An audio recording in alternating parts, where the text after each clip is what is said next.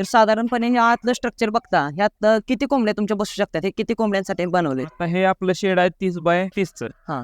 30 bye 30. हा, यात आपण केलेलं आहे माळा स्ट्रक्चर. मग आता हे काठ्यांसाठी माळा केलेला पहिले इथं चढायला पक्ष्यांसाठी आपण शिडीची गोळी यूज केली. मग आता पक्ष्यांना सवय लागत तोपर्यंत या शिडीचा फायदा झाला.